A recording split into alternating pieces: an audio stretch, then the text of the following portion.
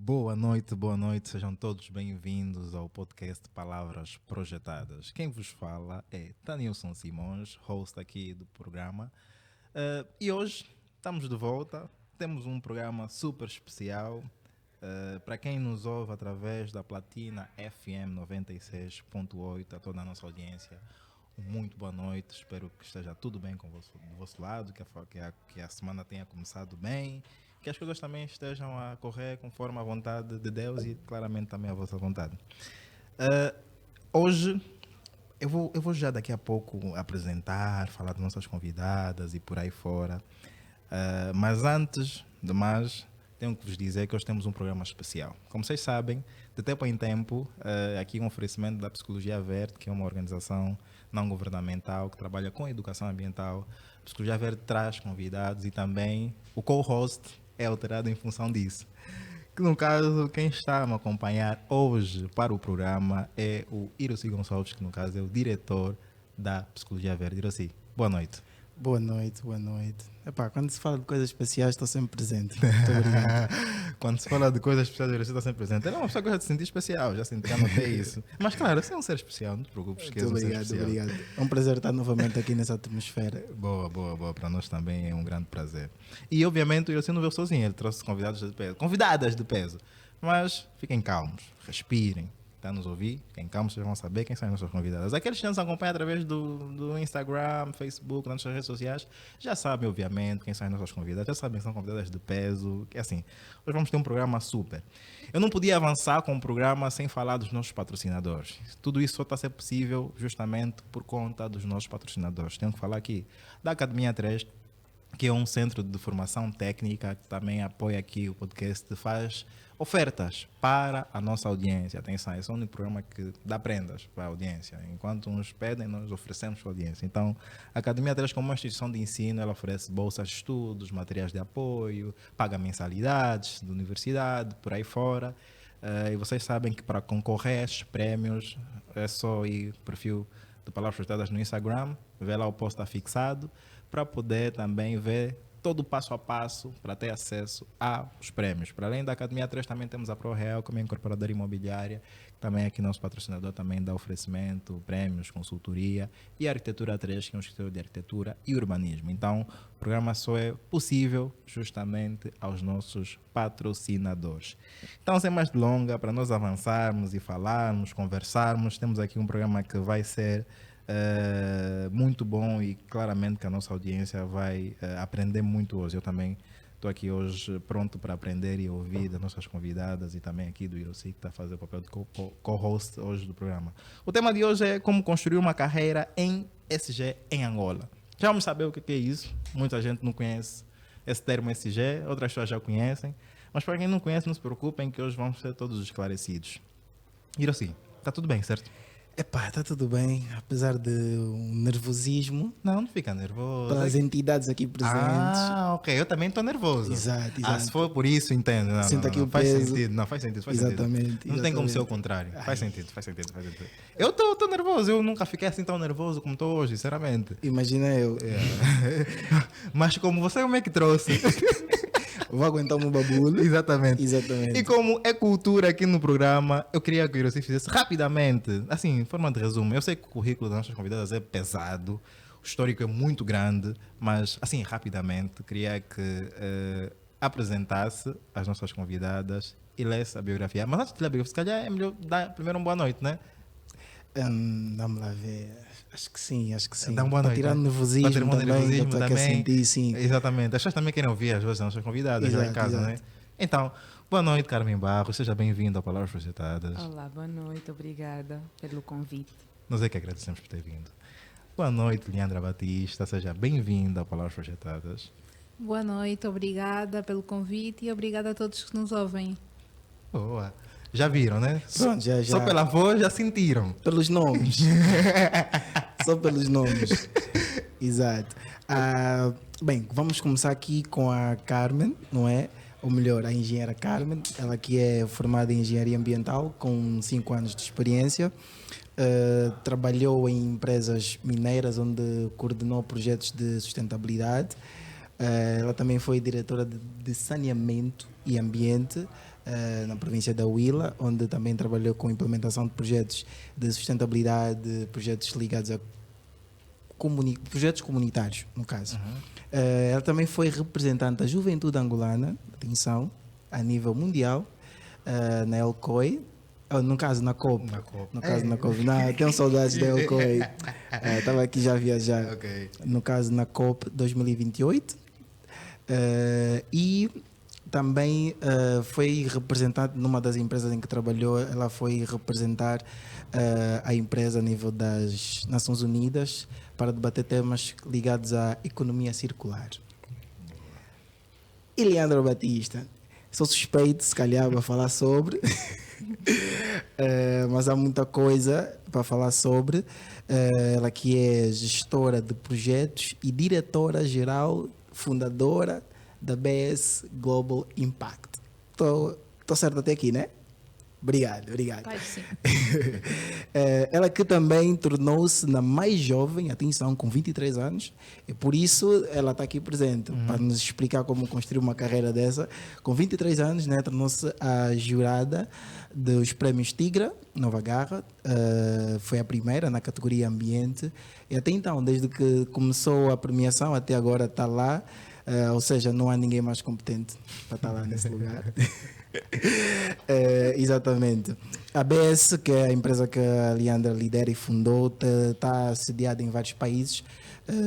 Estamos aqui a falar de Moçambique, Portugal, Brasil e mais recentemente, onde mesmo? Esqueci-me. América Latina, Argentina. Exatamente, Argentina. Esse é o ponto. Temos convidadas internacionais. Quer dizer, as nossas convidadas hoje são internacionais. Pessoal, eu a partir de hoje, a partir desse programa, eu já estou arrogante. Eu só converso com pessoas internacionais.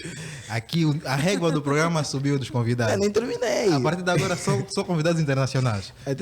E olha que estamos a falar da Elianda que fez formações fora também. De liderança. Aí. Nesse programa adoçam. Não, é verdade, nada de adoço. Porque se eu começar a adoçar muito, depois vai ficar diabéticas. Não é isso, é mesmo a verdade. Não é isso. Até porque a nossa audiência leu a biografia. Claramente. Já está lá escrito. Então, não estou a mentir até agora. Boa. Então, pronto, para a nossa audiência, eu penso que já conseguiram perceber o peso das nossas convidadas, já conseguiram perceber a experiência e, obviamente, que nós queremos aqui, hoje, durante o programa, essa hora, uma hora e meia, perceber mais profundamente como é que foi todo esse processo para a construção dessa carreira que tem sido muito sólida e eu acredito que só vai crescer mais daqui para frente. Então, apresentações foram feitas, os boas noites foram dados, assim podemos partir para a nossa conversa, certo? Bom. Bora. Eu queria, antes de entrar para o tema, entrar para as questões mais técnicas e por aí fora, eu queria naturalmente perceber da Carmen, depois da Eliandra, o porquê que vocês fazem o que vocês fazem. Bem, essa é uma pergunta que gera muitas respostas, né? Eu acho que há muitos porquês, mas eu gosto de tocar num dos principais, que é a questão de propósito. Eu me sinto muito movida por propósito e eu sou cristã e geralmente as coisas são muito encaminhadas por aquilo que eu sinto da parte de Deus.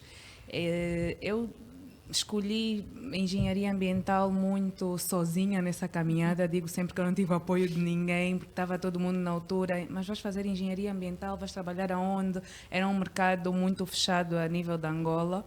Mas eu decidi fazer porque eu queria fazer alguma coisa que fosse muito ampla, que me desse possibilidades de trabalhar com qualquer coisa. E eu vi que a engenharia ambiental, apesar de ser ambiental, eu poderia trabalhar em qualquer setor, ainda que na área ambiental. Então foi este o principal motivo, mas depois eu percebi que era mesmo sobre o propósito, que havia algo muito maior naquela escolha que eu tive na altura quando saí do médio, então que me leva a fazer o que eu faço hoje em dia. É mesmo a questão do sentimento do propósito que eu tenho de cuidar de pessoas, do ambiente, cuidar de mim como parte desse ambiente e fazer com que o meu ecossistema esteja melhor com aquilo que eu posso agregar. Então, basicamente é propósito e serviço, sobretudo.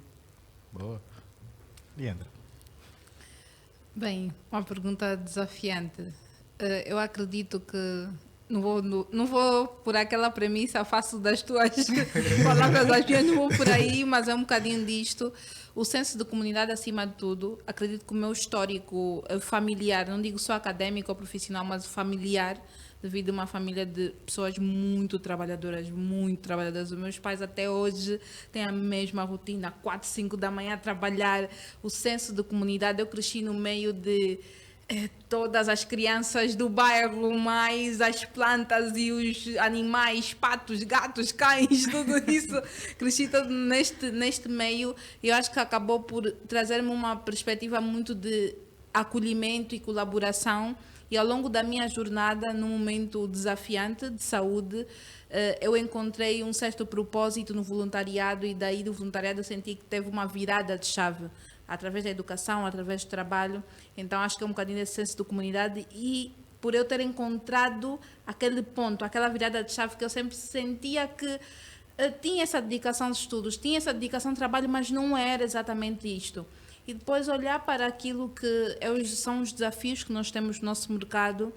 E quando eu vi uma oportunidade de juntar a engenharia e sustentabilidade, eu disse, olha, deu o clique, daqui é só para frente.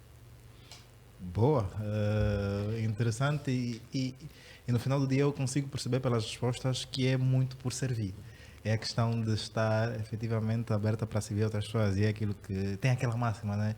Quem não vive para servir, não serve para viver. E para mim é muito interessante ouvir isso de vocês porque obviamente mostra que o que vos move é muito mais genuíno do que outra coisa, é mesmo uma vontade aí profunda que mexe no mais íntimo âmago, então pronto, super interessante. E percebendo isso, que o que vos move é muito por via do propósito, é muito por via de servir as outras pessoas e naturalmente vocês escolheram as áreas que atuam hoje em dia. O que é que vos leva também para depois vocês entrarem naturalmente para o ramo de ESG? Falou-se a questão do propósito, falou-se a questão de servir, falou-se sobre a questão do ambiente e por aí fora, mas como levar como carreira profissional, em que momento das vossas vidas, sei lá, acadêmica, profissional, em que momento é que vocês se cruzam com isso e depois acabam, não, eu vou realmente também trabalhar diretamente com isso? No caso, o ponto de partida. Exatamente. Começas? Okay. Pronto, aqui continuando. No meu caso, acredito que a palavra-chave são duas palavras-chave, a integração e a característica de ser transversal. Eu acredito, olho para a sustentabilidade, para o ESG, como uma área muito transversal a diferentes setores. E ao longo também da minha jornada acadêmica e profissional, havia muitas habilidades. Habilidades para ciências, para matemáticas, para tudo isto. Quando eu vi este ponto de equilíbrio, em que eu poderia contribuir realmente para o desenvolvimento de comunidades, de pessoas, de estruturas, de construção de sistemas, e ainda assim usar ciência, inovação, tecnologia, matemáticas, eu vi, pronto, este é o ponto de equilíbrio. Claramente dizem que todos nós temos que encontrar a nossa especialidade, mas a especialidade é esta. A minha especialidade é integrar todas as áreas. Ok, boa. Carmen? Bem, ao contrário da Eliandra, eu fujo um pouquinho daquilo que é a responsabilidade social e muito assim comunitária. Entretanto, eu continuo a servir, só que eu sirvo mais o corporativo. Eu sempre gostei muito de gestão, sempre tive uma veia empreendedora assim desde os meus 16 anos. Então, tanto é que os meus pais sempre diziam, por que não fazes mesmo uma faculdade em gestão de empresas, alguma coisa assim, de algo que tu já tens domínio. Certo. E quando eu descobri ESG, muito depois de ter terminado a minha universidade, já a trabalhar no setor mineiro, quando comecei a fazer gestão muito a nível macro daquilo que era a sustentabilidade, fora só de impactos ambientais, comecei a descobrir que eu poderia, sim, agregar ou juntar, né, aquilo que era o meu skill de gestão empresarial ao de sustentabilidade do ambiente. Então, juntando esses dois, dá ESG, porque ESG é tu trazeres todo o ecossistema para dentro de uma empresa e fazer com que essa empresa só tenha benefícios com isso. Daí que eu, hoje em dia, me posiciono mesmo, demorei para perceber que era um caminho sem volta, porque, como disse a Elianda, nós temos que encontrar a nossa área de especialidade e porque sustentabilidade é muito ampla, tu às vezes tens dificuldade de definir qual é a tua especialidade, porque na verdade sabes fazer muita coisa. Então eu demorei a perceber mais o que me faz estar feliz mesmo é entrar para uma empresa sem processos, sem cultura empresarial e conseguir, ok, vamos organizar isso, vamos meter as coisas no lugar e vamos sair daqui como não apenas uma empresa, mas uma empresa que gera impacto real e com isso também consegue potencializar os seus lucros. Então essa foi a virada de chave no meu caso. Então penso que aqui nós estamos a falar sobre, no final do dia, de gestão.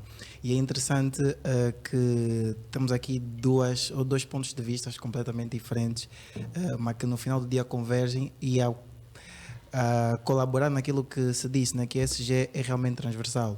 A Leandra, não é, começa por esse meio mais social, de responsabilidade social, cuidado diretamente com as pessoas. Já a Carmen vem desse ponto de vista mais corporativo, mostrando que no final do dia estamos a falar de gestão, estamos a falar que isso é integração, empresa e comunidade. E nunca diferente, certo? E estamos aqui a falar muito ESG, se calhar aqui as pessoas que estão a nos acompanhar não dominam muito bem. Como é que definiriam ESG para vocês? Principalmente em Angola, porque às vezes nós falamos muito, trouxemos muitas definições genéricas, mas do vosso ponto de vista, o que é que seria ESG para Angola? Bem, eu vou fazer a definição genérica primeiro, né, que a ESG é um conjunto de critérios e diretrizes que ajudam as empresas a conseguirem avaliar os seus impactos, tanto no ambiental, no social, como a nível de gestão mais de governança. Essa é a definição que nós podemos considerar internacional. Para Angola, ou trazendo aqui mais terra a terra, ESG nada mais é que adotar ações que possam ser mensuráveis, que possam ser medidas para nos fazer avaliar os nossos impactos ou o impacto que tem tanto o ambiental como o social ou a governança no nosso negócio. O ESG para a realidade angolana é as empresas pararem e dizerem como é que eu posso me movimentar para gerar mais impacto no ambiente, para gerar um melhor impacto nos meus colaboradores, nos meus fornecedores e para transmitir às pessoas uma transparência do meu negócio. Nada mais é do que isso. Só que o ESG, além de serem só conceitos, ele nos traz a obrigatoriedade de serem ações que têm necessariamente que ser mensuráveis. Eu queria encontrar um outro... Metrificadas. Quero encontrar um termo mais terra a terra, mas não estou a conseguir. Podemos dizer contadas. Contadas. Medidas, contadas, controladas. Exatamente. A diferença é só essa. É muito mais do que dizermos que somos sustentáveis. É dizer, eu sou sustentável porque eu faço isso, isso e aquilo. Ok. Leandra? Bem, ele é especialista em ESG, ok? Tem que entender isto. Não sou especialista. Mas aqui, pronto, eu acredito que em conclusão podemos dizer que ESG são um conjunto de indicadores e estratégias que vão nos ajudar no nosso contexto a monitorar realmente o nosso comportamento para a construção de sistemas que contribuem para o desenvolvimento sustentável. Toco muito nisso no controle destes sistemas, porque eu acredito que vocês tenham este conceito, esta noção. Nós estamos numa área de África que tem recebido muito investimento para a sustentabilidade, muito investimento para a responsabilidade social corporativa, mas há um crescimento ali desorganizado e acelerado. Então, nós estamos a precisar de controle, de monitoramento. O que nos falta neste momento não é mais sistemas, mais projetos, mais iniciativas. Precisamos é de monitoramento. Alguém que vá fazer auditorias, alguém que controle, onde nós consigamos compilar dados, relatar. Esta é a única coisa que ainda nos falta para conseguirmos chegar ao auge que a África subsaariana precisa a nível de sustentabilidade. Boa, E boa. só desculpa para dar aqui uma nota, a Leandra falou muito bem. Na verdade, já há muitas empresas a praticarem ESG, mas como não mensuram, como elas não medem, acabam por não ter como reportar. E não sabem, se calhar, que aquelas ações são de ESG, mas já há muita coisa a ser feita. Quando tu pegas em tudo o que tu já fazes e colocas numa planilha para conseguir medir e reportar, aí torna-se ESG. Se tu não fizeres isso, nem percebes que estás a fazer. Então, é muito importante esse ponto do conseguir trazer aqui para algo que pode ser medível e então reportável também. Boa. Então estamos aqui a definir, não é? Que ESG, acima de tudo, é estratégia. E não existe estratégia sem ser mensurado, certo? Exatamente. Agora, não sei se posso Tá à avançar, né? vontade, Obrigado, fica calmo. obrigado. Já Vamos lá. estamos em casa, já estamos em família. Fica calmo. Então, Eu hoje estou mais para aprender, sinceramente. Então, se nós estamos falou-se muito, né, que ESG é muito complexo e é transversal a tudo, a todas as empresas e todas as áreas. Uma empresa que se defina, sei lá, sustentável, dentro dos 3 pilares de ESG, ela pode simplesmente focar num e deixar os outros. Vamos aqui, como estamos a falar de metrificação, vamos atribuir 100%, ESG é 100%. Então posso atribuir 50% da minha empresa, se calhar no ponto de vista econômico, e depois dividir 25-25 para o ambiental e o social. Vocês conseguem perceber? Então, a especificidade. Como empresa, do ponto de vista mais corporativo, por exemplo, estamos a falar aqui de uma empresa de arquitetura. Okay? Quais seriam tipo, os riscos que essa empresa deveria ter que metrificar ou deveria ter que focar? Porque às vezes a empresa não causa um impacto propriamente direto ou não percebe que causa esse impacto direto para a comunidade ou para a sociedade. Então, como é que seria isso? E essa empresa estaria a cumprir com os critérios ESG ou não? Se focar simplesmente num deles. Essa pergunta é muito interessante, muito interessante. Eu que fiz. Está de parabéns. Obrigado. Muito interessante, porquê? Porque geralmente quando eu recebo essa pergunta, eu trago aqui uma metáfora de uma mesa. Quando nós falamos de pilares, nós entendemos, e já aqui linkando a arquitetura, tentando, né? Quando nós falamos de pilares, nós entendemos que um pilar supostamente está a suportar alguma coisa. Então, se nós temos 3 pilares a suportar uma base, que é o ESG, com 3 pilares, que é ambiental, social e governança, fazendo aqui uma matemática muito simples ou uma arquitetura muito simples, nós conseguimos ver que se os pilares não tiverem a mesma dimensão, nós temos uma mesa torta. Nós temos uma base desequilibrada. Então, nós não conseguimos ter, em nenhum momento, equilíbrio, considerar que nós estamos a aplicar a estratégia quando os 3 pilares não têm a mesma dimensão. Mas quando eu digo ter a mesma dimensão, não quer dizer que eu, como uma empresa de arquitetura, vá dar a mesma atenção a um pilar de ambiental, por exemplo, ou a um pilar ambiental, como um supermercado que tem maior geração de resíduos, tem maior consumo de energia. Não. Tu tens mais temas materiais, mais temas para medir, para mensurar num supermercado do que propriamente numa empresa de arquitetura, que é mais prestação de serviço, sim. Mas não quer dizer que vais dar menos atenção, só quer dizer que é o teu nível, dos teus 100% que tens disponível para dar atenção àquele pilar, tu tens que dar mesmo 100%. Se calhar esse teu 100% são só 2 temas materiais e o 100% do supermercado ou do mini-mercado são 10 temas materiais, mas cada um está a dar o 100% da atenção. Isso é que às vezes faz com que nós pensamos que, essa empresa pode dar menos atenção a esse pilar. Não pode, porque aí a base vai desequilibrar. Só que o indicador que nós usamos é que é diferente.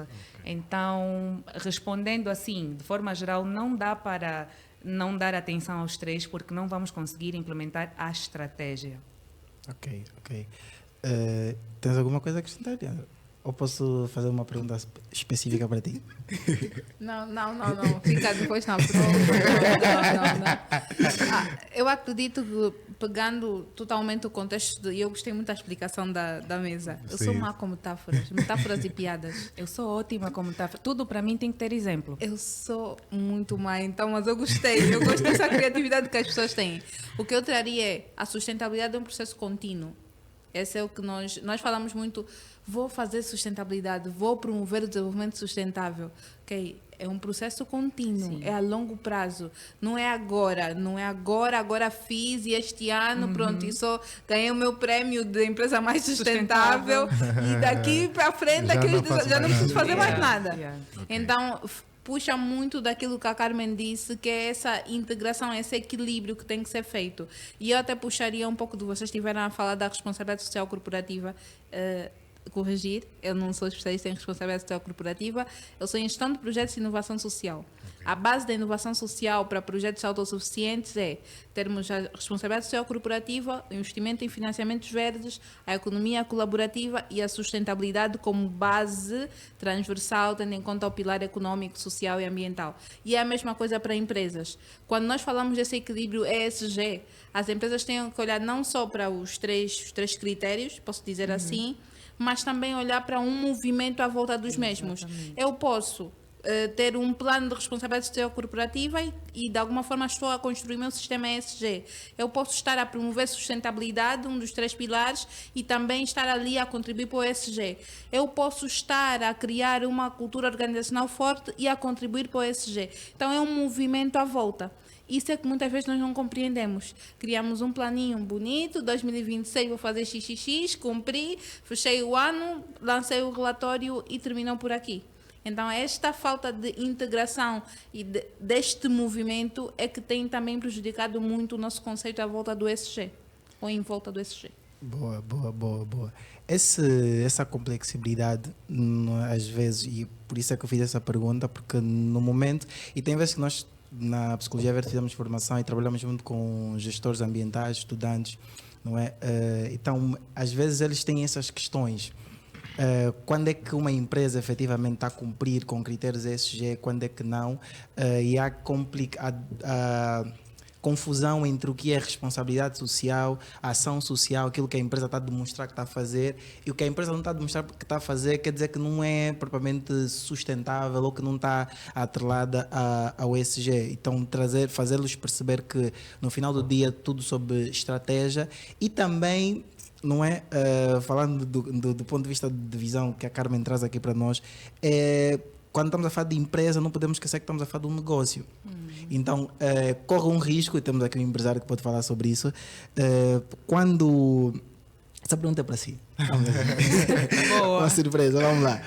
Quando, como empresa, não é, ou como empresário, te chega à mesa uma proposta, não é, que a Eliandra vai colocar, e do ponto de vista financeiro, porque no final do dia estamos a falar de business, no ponto de vista financeiro, se não houver a possibilidade da empresa injetar o dinheiro desejado no coração, mas que no final do dia não existe, ela deixa de ser, ou ainda assim está atrelada ao que nós acabamos aqui de falar sobre sustentabilidade.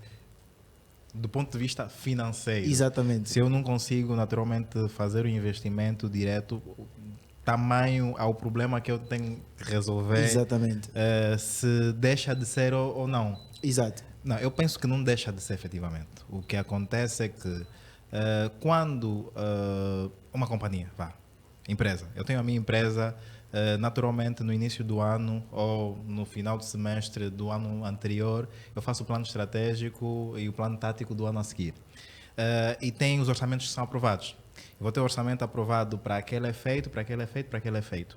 Se a empresa já tem um trabalho feito de antemão, na perspectiva de se organizar e está tudo alinhado em relação às questões de sustentabilidade, ESG, responsabilidade social e por aí fora, aí naturalmente eu não tenho esse problema. Mas se chega no período que eu não tenho noção disso, eu não tenho um conhecimento que eu tenho que cumprir com as políticas ESG, e chega dentro do processo do ano corrente econômico, essa questão, olha, tem esse projeto, agora estou a receber a consultoria, por exemplo, aqui da Carmen, que tem que implementar isso, isso, isso, e o orçamento estabelecido é esse. Eu vou dizer, olha, dentro daquilo que é o plano orçamentado no ano passado para esse ano, não estava perspectivado isso, mas nós conseguimos disponibilizar isso. É o ponto de partida para que possamos nos organizar nos próximos anos e estamos 100% alinhados. Eu não creio que, a partir do momento que eu não tenho noção e passo a ter noção e eu não tenho orçamento para fazê-lo, vou deixar de estar naturalmente a contribuir para. Mas eu tenho que me organizar para estar alinhado 100% para que os pilares efetivamente estejam agora equilibrados, porque inicialmente vai ter o desequilíbrio, mas não vou estar a deixar de fazê-lo, só não vou estar a fazer com a dimensão necessária para o meu negócio. Mas, naturalmente, eu tenho que me organizar até chegar ao ponto de equilíbrio. Eu penso que é isso. Exatamente, exatamente. Então, Posso pegar só essa deixa? sim, fica à vontade. É que eu estou aqui no meu mundo, então peço desculpa. Boa, assim já estou recebendo uma consultoria gratuita também. Sim, eu ia aproveitar essa deixa para dizer que, e já que estamos a falar sobre construção mesmo de carreiras nesta área, é muito importante que as pessoas saibam que ao construir uma carreira em sustentabilidade e ESG, o profissional tem que saber mesmo que ele está aqui a serviço de uma necessidade que não é totalmente para ser suprida hoje. Ou seja, o conceito de sustentabilidade é ter cuidado com as nossas ações hoje para que as gerações do futuro consigam ter as mesmas oportunidades que nós temos hoje. Então, só esta definição já nos mostra que isso é um trabalho de serviço mesmo. Então, nós como profissionais da área sabemos que gostamos muito do dinheiro e estamos aqui, nos capacitamos para isso, né? Temos que ganhar, mas nós nunca podemos abandonar uma empresa que tem muita vontade de implementar porque não tem capacidade de pagar. Isso é um princípio muito errado para quem pensa sustentabilidade, porque muito mais do que ter a capacidade de pagar, e há muitas empresas que têm capacidade de pagar, mas não têm a consciência de que têm que implementar. Então, para mim, vale muito mais alguém que já tem essa consciência e não tem dinheiro, porque eu sei que mesmo com o pouco dinheiro que tem neste momento disponível, ele já quer fazer, e eu consigo imaginar, eu se aplicar a sustentabilidade, o ESG, a essa empresa, obviamente os lucros vão aumentar, e quando os lucros aumentarem ele vai perceber o objetivo disso e vai conseguir gerar muito mais valor lá para frente. Claro. Então é muito importante que o profissional esteja a olhar sempre para o depois, não para o agora. E é um erro recorrente dos profissionais que estão a entrar para essa área, porque sabem, e é caro, sustentabilidade, consultoria em sustentabilidade é realmente uma coisa cara. Depende da perspectiva de que nós consideramos. Eu sou consultor. Olha, a tendência é essa. É um engenheiro ambiental, é um profissional de sustentabilidade de alguma coisa. Já quero ser consultor porque dá dinheiro. Mas não é só sobre dinheiro. E já vamos falar mais sobre isso. Mas pegando também essa deixa e reforçando essa ideia do trabalho de longo prazo. Eu sinto muitas vezes que a maior parte dos profissionais, isso é transversal a todas as áreas, não se limita só, por exemplo, à consultoria e por aí fora, que as pessoas realmente não têm o pensamento de longo prazo, não têm o mindset de crescimento, que é, olha, as pessoas querem muito o agora, é o curto prazo, eu quero que o retorno financeiro seja agora, eu quero que tudo tem que ser agora, o pagamento tem que ser agora. Quer dizer, nós e mesmo até do ponto de vista comercial e por aí fora, nas empresas, vocês veem que no nosso país nós temos a cultura de, por exemplo, fazer pagamentos em prestações. Nós, assim, prestações de, por exemplo, pagar em 12 meses, em 8 meses, em 6. Normalmente são 2 prestações ou 3 no máximo, que eu vejo. As prestações de serviço. As empresas nem têm também essa consciência, porque é cultural. Sim. As pessoas querem tudo agora. Quando as pessoas começarem a remodelar esse pensamento e entender que é no longo prazo que se constrói riqueza e naturalmente os recursos o retorno financeiro vai ser maior, todo o investimento que você está fazendo vai ser maior e você aumenta obviamente o tempo de vida útil do cliente que vai gastar dinheiro contigo, que é o lifetime value. Então o jogo muda.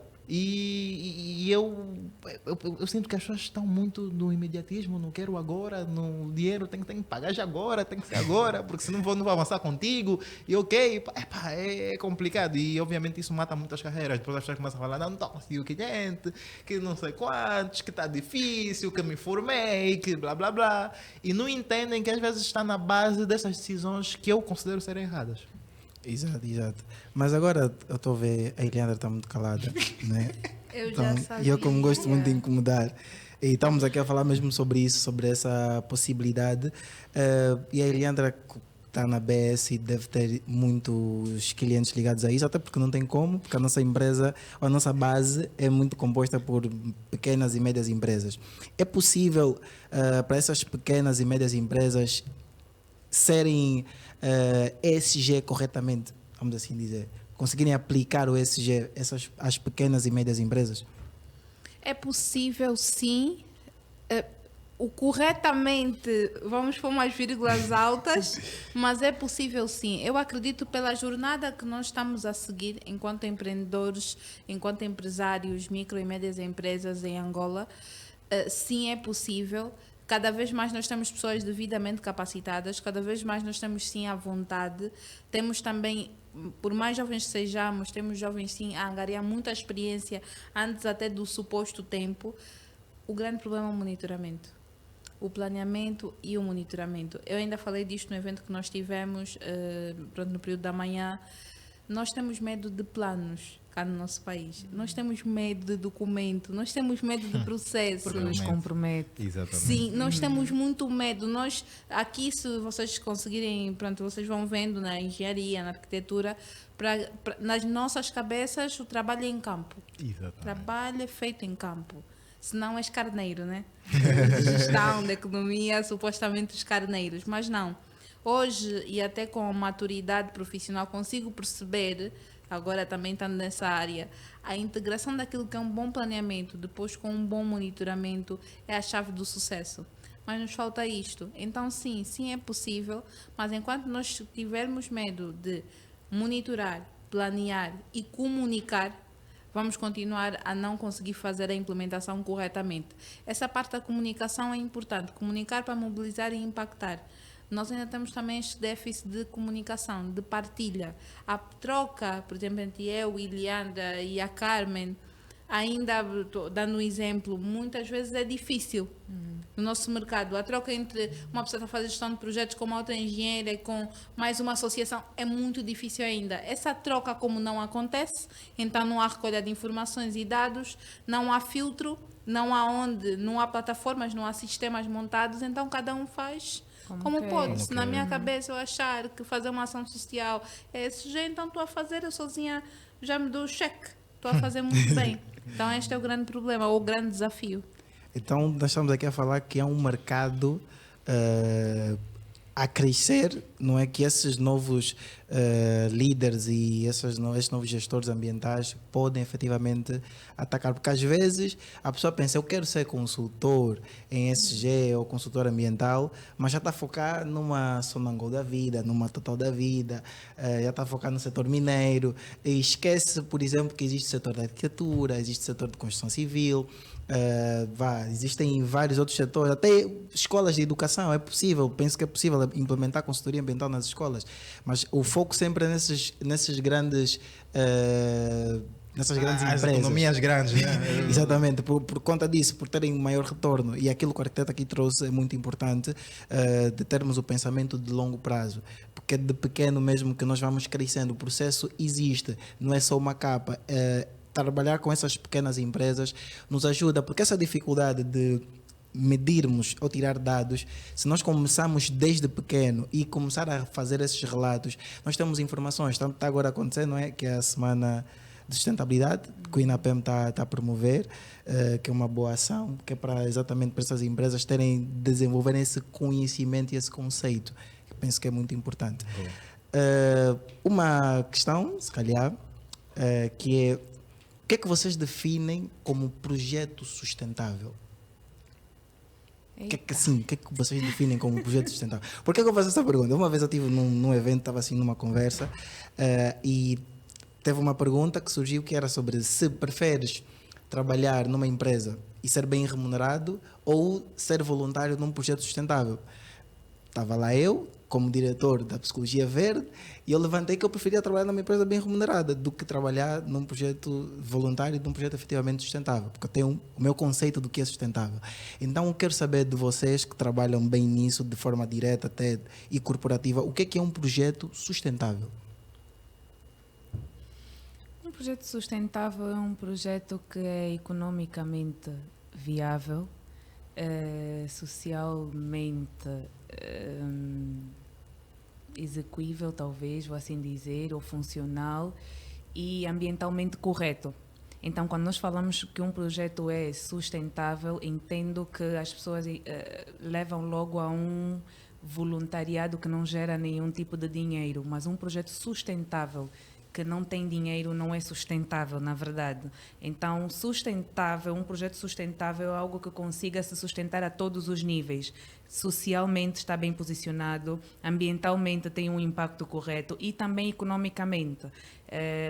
Não vou entrar para o exemplo que deu muito, né? Mas já me sentindo aqui tentada. Mas pronto, um projeto sustentável é isso. E depois da definição, né, é que cada um vai entender o que é realmente sustentável na sua visão ou não, porque às vezes uma coisa que para mim é economicamente viável, para ti pode não ser. Porque estamos a usar um indicador de economia muito, se calhar, genérico, porque eu não sei o que é a minha economia, vou dizer economia assim a nível particular, né? Não estou a generalizar, mas algo que para mim gera uma renda, por exemplo, de 10 mil kwanzas, pode para ti não ser sustentável economicamente, mas para mim pode ser. Então depois aí há algumas variáveis, mas desde o momento que seja economicamente viável para ti, socialmente execuível para ti e ambientalmente correto para ti, é um projeto sustentável. Leandra? Eu olharia, mais uma vez, daqui a pouco vou começar a usar das tuas palavras. Mas eu olharia aqui para 3 aspectos, para eu considerar o projeto sustentável. O primeiro, integração. Integração das diferentes áreas de conhecimento que este projeto quer acolher ou quer abraçar.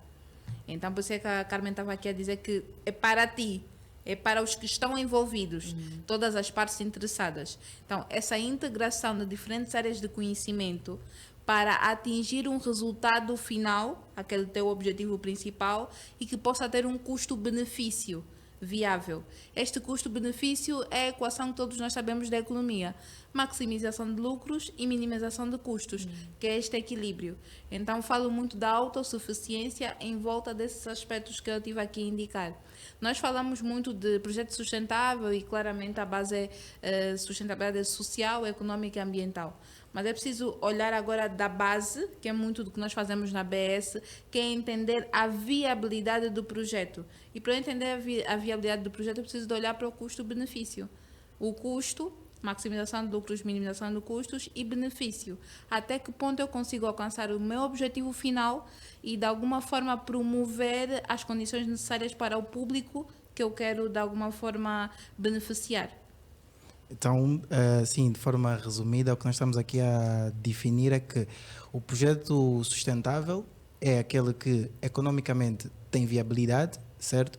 Tem um baixo impacto ambiental e, do ponto de vista social, traz múltiplos benefícios, certo? É isso que nós estamos a entendermos como um projeto sustentável. Sim. De forma simples. Sim. Não sou especialista como vocês, desculpem. Até nós especialistas temos algumas dificuldades ainda de definir, porque há muitos contornos à volta de sustentabilidade. É muito complexo. Exatamente. No caso, então eu penso, às vezes, eu tenho a seguinte analogia. Eu acho que a sustentabilidade é como o mar. As ondas do mar, elas nunca estão propriamente paradas, estão sempre em movimento. E às vezes tu tens ondas muito altas, às vezes tens ondas muito baixas. Então, no processo de implementação da sustentabilidade, às vezes o critério econômico vai exigir mais de ti, vai exigir mais pressão. Noutras vezes o critério social poderá exigir mais de ti e em outras vezes o critério ambiental. Então estás sempre nessas nuances à procura de um equilíbrio constante. E como é um processo contínuo, significa dizer que vai sempre ter variáveis externas que vão influenciar no teu processo de implementação desse projeto. Logo, tens que ser como a onda do mar, ir adaptando à medida que o vento vai aparecendo. E falando em vento, Ela também não quer fazer das minhas palavras, é dela. As analogias, aqui é a parte da analogia. Quero aproveitar aqui, e trazer outra aqui, metáfora, que eu gostei muito dessa do mar, Do mar. e eu sou das metáforas. Metáfora, realmente. sim, Eu sim. traria aqui a questão do clima. Nós sabemos que para nós considerarmos ou definirmos um clima de uma região, nós temos que ter dados de no mínimo 30 anos. Nós erradamente falamos que o clima hoje está bom, o clima hoje não está tão bom. Está clima de chuva, está clima de sol. Mas isso, na verdade, refere-se ao tempo, meteorologia rápida, né? Exatamente. Um clima de uma região é definido por dados acumulados de 30 anos, no mínimo. A mesma coisa eu falaria relativamente à sustentabilidade.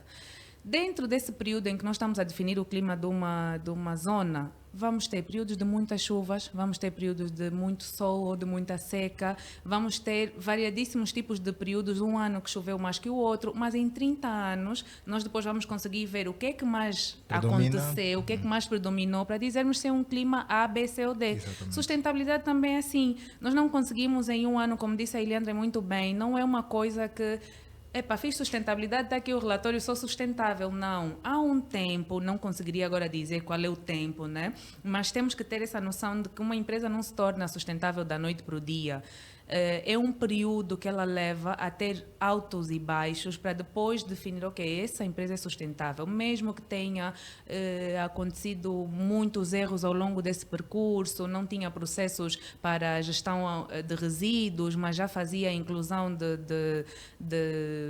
diversidade na sua contratação de colaboradores. Então é tudo um processo que nós levaríamos aqui para o clima, que dá uns 30 anos aqui, entre aspas, né? Para nós termos altos e baixos e então definirmos como as ondas do mar não são estáveis. Há mais altas, há mais Exato, baixas. exato. Boa, E a cada ano, não é? Esses dados que a empresa vai recolhendo é que vão definir as decisões futuras da empresa, e é com base nesse conjunto de dados acumulados é que vamos efetivamente definir esse ponto. Claramente. Pronto, interessante. Pá, aqui, eu estou a gostar, eu estou a gostar. Eu estou a gostar da conversa. Eu queria trazer, sobre essa questão do projeto sustentável e por aí fora, trazer um pouquinho mais aqui para a minha área de atuação, arquitetura. Nos últimos anos, começou a se construir um movimento e começou a construir uma história em arquitetura que temos que começar a promover mais arquitetura sustentável, temos que fazer Sim. mais projetos sustentáveis e por aí fora. Só que eu, ouvindo as pessoas, participando às vezes das palestras e tal, eu tenho eu acho que a arquitetura sustentável é redundante. Porque a arquitetura por Já si é só, sustentável. a base dela já é É. sustentável. Porque quando eu vou desenvolver um projeto de arquitetura, pronto, o cliente vem, tem a necessidade de uma habitação, tem as questões voltadas sociais. Epá, tem uma família, tem um agregado familiar, que são 5 filhos, 3 filhos, 4 filhos, dependendo de como é que é a composição daquela família. Cada filho tem uma necessidade muito particular. Os pais têm também uma necessidade, têm as suas profissões e por aí fora. Então tem que se fazer essa análise social, do ponto de vista do modos viventes daquela família, para que quando eu for desenvolver o projeto esteja enquadrado ao modos viventes daquela família. Isso é uma questão. Depois tem a questão de durabilidade. Aquela edificação que será erguida, que será projetada, tem que ser durável no tempo. Então, não pode ser uma edificação que vai ser projetada e vai ser construída daqui a 10 anos, aquilo vai cair, aquela laje vai cair, os pilares não estão em condições. Que os pilares não estão em condições. E depois tem um elemento estético, que esteticamente tem que ser algo visualmente, quando eu olho para aquela edificação, quando eu estou dentro daquela edificação, os meus olhos conseguem se sentir confortável, porque o ser humano, aquilo que nós visualizamos, diz muito de como é que nós vamos nos sentir confortáveis no espaço. As sensações, os sentidos do nosso corpo dizem muito de como é que nós vamos nos sentir confortáveis ou não no espaço. Se o espaço estiver quente, naturalmente nós vamos ficar um pouquinho mais desconfortáveis, mas podem ter outros elementos que vão nos levar a se sentir um pouquinho confortáveis, por exemplo. Então, é sempre fazer esse equilíbrio. Como a psicologia das cores, por exemplo. Exatamente. Né? Aquela teoria exatamente. de o amarelo transmite isso. Exatamente. A psicologia das cores tem que se estudar isso, que as cores também influenciam muito. Você pode dar sensação, porque às vezes é muito pela sensação, não é propriamente pela dimensão do espaço. Porque, por exemplo, esse espaço pode ter uma certa dimensão, 5 metros de lá para cá de largura. Mas, se eu pinto essa parede e essa numa cor única e aí uma cor branca, eu naturalmente vou ter uma sensação de, por exemplo, de profundidade. Se eu pinto só duas, vou ter uma sensação de estreitar o espaço. Então, a sensação visual que eu entro para o espaço é totalmente diferente. Mas o espaço tem uma dimensão também diferente. Então, os sentidos falam muito. Então, quando vamos fazer arquitetura, ela por si só já é sustentável. Por isso é que eu não acredito nessa história de arquitetura sustentável, porque é redundante para mim, não faz sentido. Mas isso é o que deveria ser. Porque quando você projeta, tem que ter as condições mínimas de habitabilidade. A pessoa tem que estar num espaço que realmente o espaço vai sobreviver ao longo do tempo. E no final do dia, isso é a base da sustentabilidade, como a Carmen aqui fez a definição aí bem, porque nós preservamos os recursos de hoje para que as próximas gerações também possam fazer o mesmo uso desses recursos, cuidar dos recursos. Então, pronto, essa também era a minha visão. Não foi perguntado para mim, mas Muito bom. Não, mas, sim, tá à vontade. Adicionaria aqui uma coisa sobre a arquitetura mesmo. A arquitetura não é só para edificações. Claro. Não, pronto, destacando só, Sim, contextualizando. não é só para edificações. Não é só para edificações, porque no dia a dia, por exemplo, é isso que nós fazemos no nosso trabalho de projetos.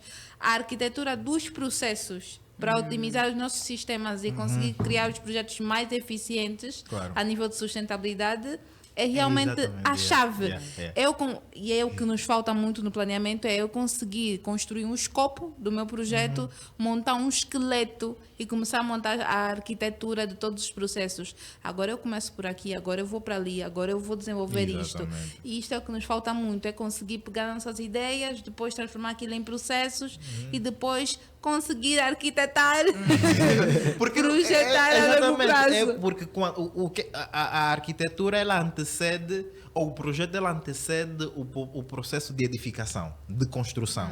Então, você está a projetar tudo aquilo que será construído. Então, você está a prever possíveis erros e estás a propor soluções. Sim. Então, você identifica um problema, identificado o problema, vai se discutir aquela história dos processos, trazendo, né, no contexto que a Leandra aqui trouxe. Não vamos discutir processos, vamos construir processos, vamos construir. Epá, o problema é esse. Então temos que buscar solução. Como é que vamos chegar até essa solução? Construindo processos, ver aqui as formas de trabalhar, vamos fazer todos os processos e por aí fora. E depois, quando for para a execução, nós vamos preparados. Porque nós já permitamos isso antecipadamente, que, olha, se surgiu um problema desse, como nós nos preparamos, como nós fizemos bem a arquitetura, isso não caracteriza propriamente um problema, porque os riscos também já foram previstos antecipadamente. Então, pronto, é justamente sobre isso. A arquitetura é sustentabilidade. A arquitetura E isso é a estratégia principal da gestão de projetos. Gerir riscos e mitigar os impactos. Exatamente isso. É exatamente isso. Isso é arquitetura. Isso é arquitetura no final do dia. É sobre isso. Que as pessoas têm esse mindset, levam isso para processos empresariais, gestão de negócios, não importa. É transversal a todas as áreas. As coisas funcionam de forma bem melhor. E é justamente alinhado com aquilo que a Leandra disse no princípio. Exato. Agora, eu tenho aqui uma pergunta que é direcionada para a Leandra. Eu queria perceber, pronto, nós estamos aqui a ouvir a falar da ABS Global Impact, já falamos que também é internacional. Pronto, eu sei que é uma startup angolana, né, de engenharia, de projetos, inovação social. Está presente em Angola, na América Latina, e pronto, como o Yossi mencionou. Mas aqui, traduzindo isso em miúdos, o que é que a ABS Global Impact faz, efetivamente? Se for alguém que está a nos ouvir, que não entende do que é engenharia, que não entende o que é inovação social, que não entende o que é uma startup, o que é a ABS Global? O que é que ela faz, efetivamente? Ela pega em soluções técnicas, integra ciência, inovação, tecnologia para resolver problemas sociais e ambientais. Através de projetos. Então, basicamente, num dia, não vou dizer perfeito, num dia estressante da ABS, acontece nós olharmos para um desafio no mercado, olharmos para um orçamento disponível, olharmos para o contexto e dizermos, ok, este desafio, como é que nós podemos aqui criar uma oportunidade? E começamos a desconstruir a ideia, começamos a montar todo o plano, depois todo o planeamento, começamos então a criar as estratégias para implementar. Este projeto é lançado, pode ser lançado para um cliente, para um parceiro ou nós mesmos lançarmos, Ok. e depois criamos uma linha do tempo para decidir se é um projeto a médio prazo ou um projeto a longo prazo. Todos os nossos projetos podem ser de qualquer setor. O único diferencial é que tem que ter sempre ser transversal aos pilares da sustentabilidade. Ok. A atuação do projeto, no caso. Ok. Oh, interessante. Bem interessante. Não sabia também. Sim, não, para mim está. Olha só, não sabia, convívio, não sabia. Não sabia. Não, para mim agora tá mais esclarecido. Quer dizer que então. Depois vamos falar, Leandro. Depois vamos falar. Agora tá mais esclarecido, ok. Agora, aqui, para a parte. Carmen, pronto, trabalha com consultoria. Já falou também aqui durante a abordagem e naturalmente eu vou pedir para ser um pouquinho repetitiva nesse sentido, mas também aqui em miúdos. O que é que, quando nós falamos sobre consultoria, eu tenho a minha empresa. Como é que eu chego até a Carmen? A Carmen é que vem até mim, eu é que vou até a Carmen. Depois, como é que é o processo? O orçamento é feito em função da minha realidade financeira? Não? É em função do nível de complexidade ou do impacto que a minha empresa causa? Por exemplo, pronto, eu queria perceber também aqui em miúdos o que é essa questão da consultoria ambiental e por aí fora. Ok. O modelo de consultoria é muito individual porque cada um faz da forma que sente que deve fazer, né? Porque consultoria nada mais é que vender conhecimento. E o conhecimento é uma coisa muito individual, muito particular, que acaba por ser vendido da forma que nós, como profissionais, nos sentimos mais confortáveis. Então, cada um adota o seu modelo. Eu, neste momento, eu sempre fiz consultoria de forma implícita. Eu gosto de ensinar, eu gosto de participar em processos, mas eu agora estou a abrir a minha empresa mesmo em consultoria.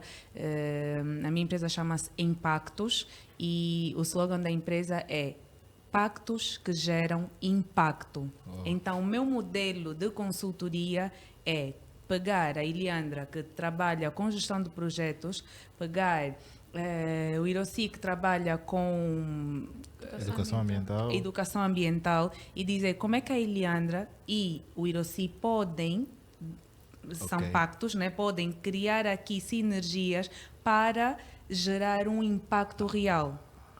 Então, independentemente se o meu cliente é a Eliandra ou o Hiroshi, eu quero que eles em algum momento se encontrem para potencializar o impacto dos dois.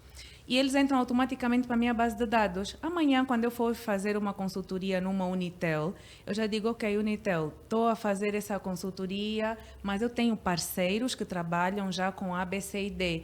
Então, a Impactos está a trazer os parceiros e acaba por fidelizar-se com essa empresa porque é uma empresa que eu, a trabalhar com uma Impactos, que já me traz as soluções dos meus parceiros, não tenho mais problema com nada. Então, eu não ofereço só, apesar de ser virada à sustentabilidade, eu não ofereço só a sustentabilidade na vertente de sustentabilidade. Eu ofereço networking, eu ofereço pactos reais que potencializam qualquer projeto para que ele realmente tenha um grande impacto. Então, quem vai atrás, maioritariamente sou eu, claro, né? Porque eu é que tenho a necessidade, a sede de gerar impacto, eu é que quero ligar as milhares de pessoas que eu tenho aqui na minha rede e sei que estão dispersas, como disse a Eliandra. O que acontece é que nós às vezes não falamos e nos perdemos, estamos todos a tentar entrar para um mercado como concorrentes, quando na verdade nós somos todos parceiros, porque há espaço para todo mundo e o valor que eu vou receber hoje vai ser muito melhor usado se eu conseguir trabalhar com a Eliandra para implementar um projeto, porque ela tem muita coisa que eu não tenho, e então se eu iria receber, por exemplo, 10 milhões de kwanzas, eu iria necessariamente gastar 10 milhões de kwanzas, 10 milhões de kwanzas 5, 6, porque eu não tenho aquela visão que a Eliandra já tem. Então, só vou sobrar com os 4 que vai ser o meu lucro. Mas eu trabalhar com a Eliandra, se calhar eu vou dizer a Eliandra, olha, toma aqui estes 2, faz-me só isso. E como ela já sabe fazer aquilo, eu não vou precisar gastar os 4 que eu iria gastar se eu fizesse leiga, né? Exatamente. Então, pago os 2 milhões, fico com os meus 8. Ela está feliz porque foi o valor que ela me deu. Atenção que eu não disse, Eliandra, toma o valor que ela me dá. Então, basicamente, a minha consultoria é mesmo criar pactos entre projetos e pessoas para que isso gere reais impactos na vida dos angolanos, sobretudo, porque eu gosto de trabalhar para Angola, né? Boa, boa. Super interessante. Tanto Eliandra, tanto Carmen, super interessante as abordagens e pronto, eu estou feliz.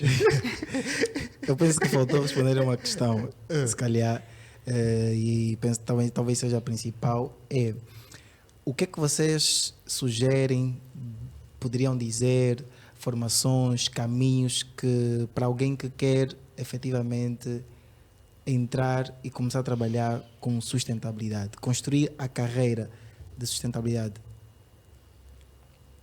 Qual seria assim um roteiro básico de passo a passo construir realmente uma carreira ESG em Angola?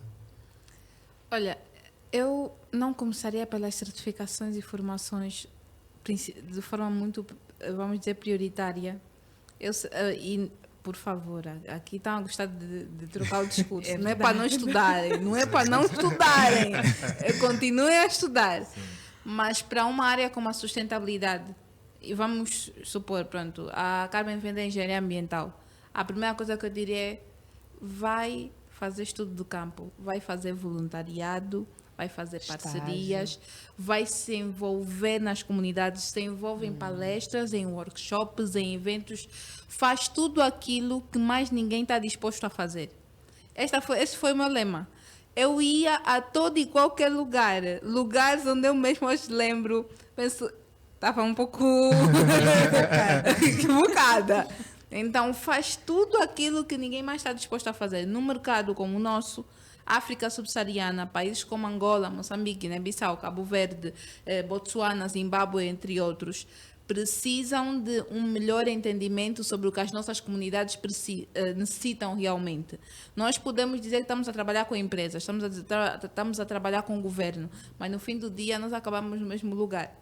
Exatamente. Que é fazer projetos para desenvolver as comunidades, porque nós ainda estamos a sofrer com as questões de acesso a recursos básicos, às necessidades básicas.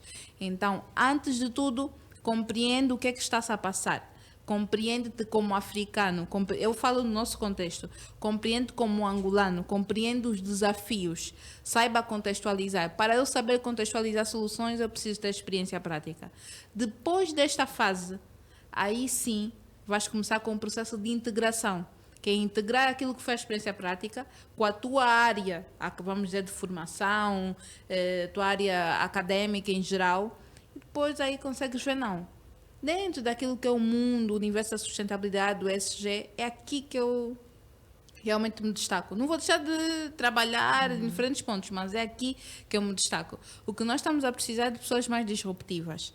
Não precisamos mais de alguém que diz, sou consultora ambiental de tudo, faço todo tipo de avaliação de planos. Não, somos de pessoas excelentes em pequenos detalhes e depois faz-se o que a Carmen estava aqui a dizer, construir os pactos. Essa colaboração aí acontece porque nós temos diferentes especialistas em diferentes áreas que no fim todos querem contribuir para a sustentabilidade. Sim, senhora, sim, senhora. Carmen? Tenta bater essa resposta. Não. Como é que se diz? Não se mexe em equipa que está a ganhar. Não, então vamos ficar mesmo por essa resposta. Eu super concordo. Não teria muito a acrescentar. É tudo o que a Eliandra disse. Temos que estar dispostos a fazer. E isso é em quase todas as áreas, né? Tudo o que nós nos predispomos a fazer, nós temos que estar dispostos, sobretudo no início, a investir tudo o que nós temos, porque as coisas não são imediatas. Quando nós estamos a começar, nós estamos realmente a começar, provavelmente sem recursos, sem conhecimento, sem links, sem muita coisa. E então nós temos que ir atrás disso. Não há muito o que acrescentar. A Eliandra já disse tudo, porque eu vou estar a ser mesmo repetitiva. A verdade é essa, temos que ir o mais fundo possível se nós queremos realmente atingir o topo. E aqui eu vou aproveitar a parabenizar todos os profissionais de sustentabilidade que abriram portas para os que estão aqui a chegar. Eu me incluo nisso, a Eliandra e tantos outros que eu conheço que decidiram romper barreiras, começar a falar de um tema que não era muito conhecido, porque é arriscado quando se fala, quando se assume uma posição de especialista em alguma coisa, sabendo que nós não temos muitas referências em Angola. E nós chegamos aqui, sentamos e falamos sobre um ESG, uma sustentabilidade, onde quase ninguém antes disso falou tanto. E então nós estamos a abrir portas para os mais novos, quando digo mais novos, não em termos de idade, mas em termos de carreira mesmo, para que amanhã eles digam, ok, se uma Carmen que começou aqui conseguiu atingir esse nível, então é possível. Se uma Eliandra que começou aqui conseguiu atingir, é possível. Então já temos espelhos hoje em dia. Antes não tínhamos, e não tínhamos tantos, mas haviam alguns claramente. Hoje já temos muitos mais. É pegarmos os espelhos que nós temos, os espelhos da vida, como dizem, né? E seguirmos. Boa.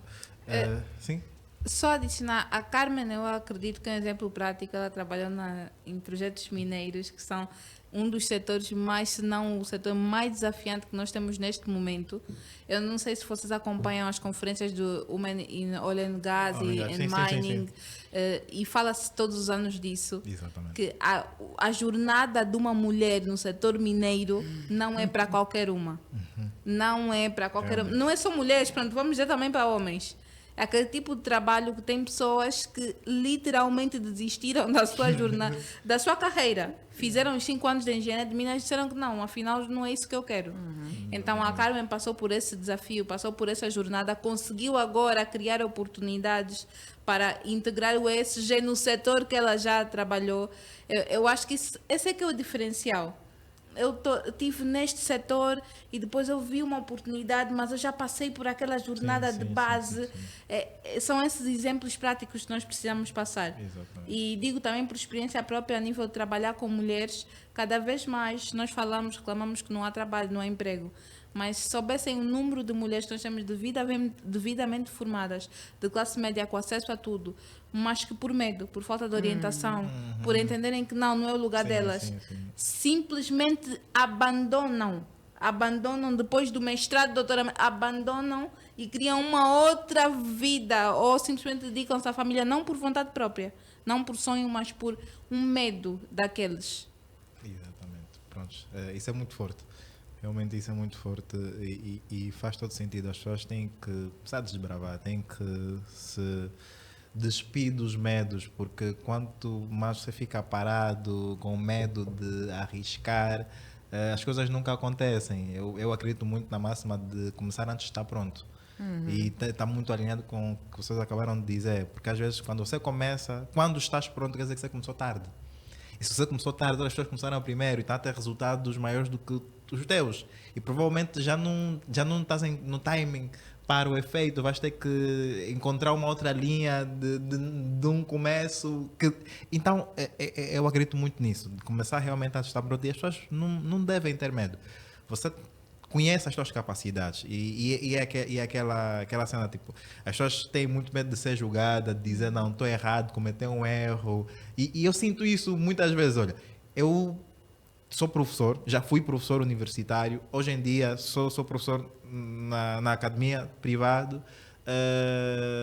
e muitas vezes com os estudantes a conversar e por aí fora, eu lanço uma pergunta e as pessoas ficam acanhadas, ficam com aquele receio de responder porque sentem que vão ser julgadas, porque não, vou errar. E eu digo sempre, pessoal, aqui ninguém é melhor do que ninguém.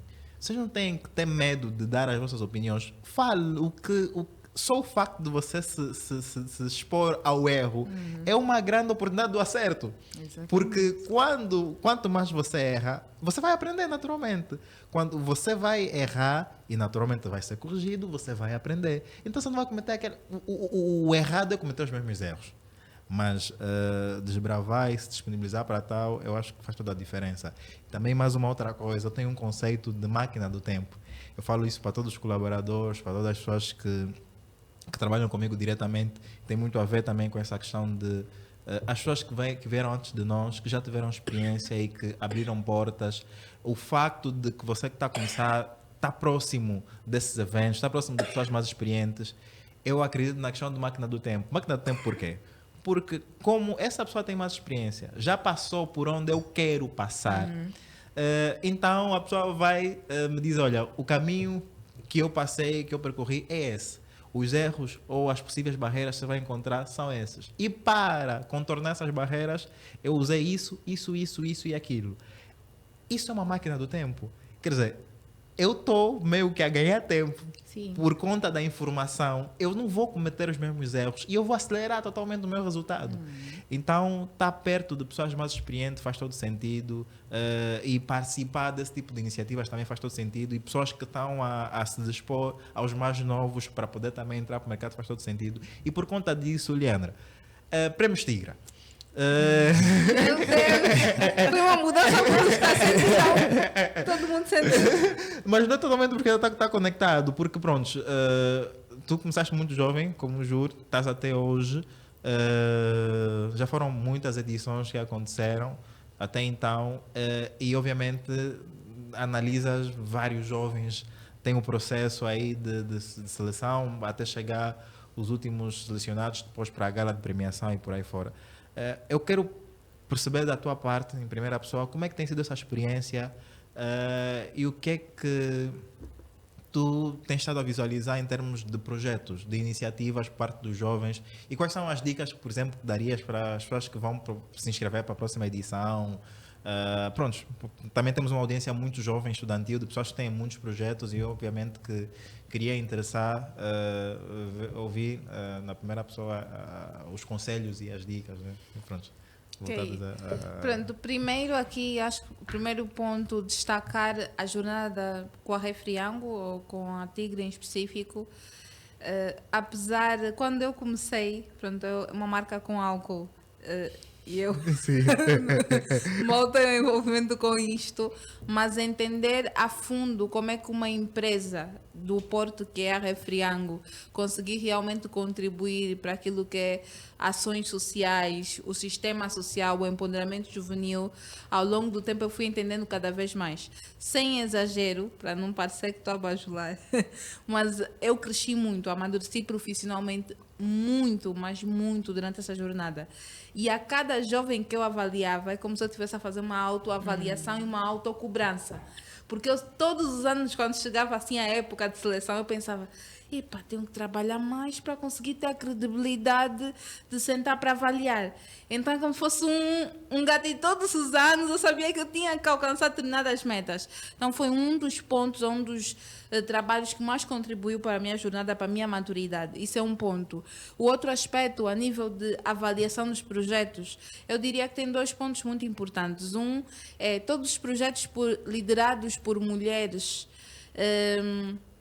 em termos de avaliação, não digo nomeados e os que conquistaram, ainda olho com uma certa sensibilidade, entendendo que há muitos projetos com uma grande capacidade de escala, mas que infelizmente não avançam porque essas mulheres no meio, mais ou menos num período de 2, 3 anos, acabam por mudar totalmente de carreira. É aquilo que eu partilhei. Então, isso é um dos pontos que mais me preocupa no setor ambiental, no setor de sustentabilidade, empreendedorismo social em geral. Um outro ponto é a questão de mentoria. Realmente nós falamos de vamos dar um valor financeiro, vamos dar isto. Os Prémios Tigra é uma gota no oceano. É um grande contributo, mas é uma gota no oceano no meio de tantos desafios que nós temos. Então, muitas vezes eu sempre dizia às pessoas, ok, se esta empresa já está a contribuir, muitos poderiam também colaborar para dar outros recursos. Porque eu posso dar 1 milhão de kwanzas agora.